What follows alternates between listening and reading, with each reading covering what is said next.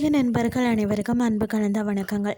இன்றைக்கு நாங்கள் ஆன்மீகம் சம்பந்தமான பதிவில் பணம் வேண்டுதலை நிறைவேற்றும் 5 ரூபாய் பரிகாரத்தை பற்றி நம்ம பார்க்கலாமா வாங்க. நம்முடைய வாழ்க்கையை சிறப்பாக நடத்துவதற்கு பணம் என்பது மிகவும் முக்கியமான ஒன்று இல்லையா? அப்படிப்பட்ட பணம் தொடர்பான எந்த வேண்டுதலாக இருந்தாலும் நம் மகாலட்சுமி தாயாரையும் குபேர பகவானையும் வழிபாடு செய்யும் வழக்கத்தை வச்சிருப்போம். குபேரருக்கு உரிய கிழமையாக வியாழக்கிழமை அன்றும் மகாலட்சுமிக்குரிய கிழமையான வெள்ளிக்கிழமை அன்றும் சிறப்பான பூஜைகளை பலரும் செய்து பலனடைந்திருக்கிறார்கள். லக்ஷ்மி குபேரரை வெள்ளிக்கிழமையில சுக்கிரகோரையில வழிபாடு செய்வதன் மூலம் நமக்கு அளப்பரியான நன்மைகள் உண்டாகும். இந்த வழிபாட்டை பார்த்தீங்கன்னு சொன்னா, அதாவது பெண்கள் மாதவிடாய் சமயத்தில் இந்த வழிபாட்டை செய்யக்கூடாது.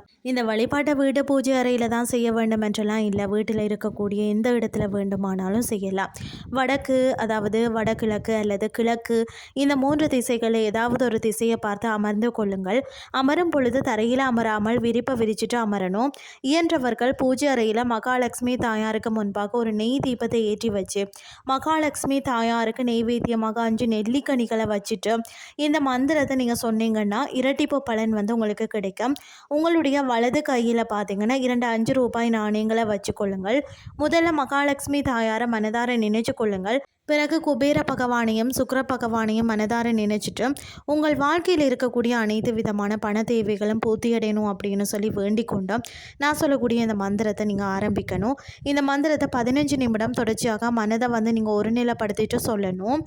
இப்படி நீங்கள் சொன்னதுக்கு பிறகு அந்த கையில் இருக்கக்கூடிய அந்த நாணயங்களை ஒன்றை உங்களுடைய சமையல் அறையில் இருக்கக்கூடிய உப்பு ஜாடியின் அடியில் வைக்கணும். மீதம் இருக்கக்கூடிய 5 ரூபாயை பணம் வைக்கக்கூடிய இடத்துல ஒரு பேப்பரில் அல்லது துணியிலையோ மடித்து வைக்கணும். இந்த 2 5 ரூபாய்களையும் எந்த காரணம் கொண்டும் செலவு செய்யக்கூடாது. இப்போ வாங்க என்ன மந்திரம்னு சொல்லி பார்க்கலாம். ஓம் ஸ்ரீம் யஷாதிபதியே சர்வதனம் ஆகார்ஷனாய கேம்பட் ஸ்வாகா. எளிமையான இந்த 5 ரூபாய் பரிகாரத்தை முழுமனதோடு யார் ஒருவர், அதாவது குபேரரை நினைச்சு, அதாவது லக்ஷ்மி குபேரரை நினைச்சு செய்கிறாங்களோ அவங்களுக்கு பணம் தொடர்பான அனைத்து தேவைகளும் பூர்த்தியாகும் என்ற தகவலை கூறிக்கொண்டு இன்றைய ஆன்மீகம் சார்ந்த பதிவை நிறைவு செய்து கொள்கிறேன். இதே மாதிரி மற்றொரு ஆன்மீகம் சார்ந்த பதிவோடு உங்களை சந்திக்கிறேன். நன்றி.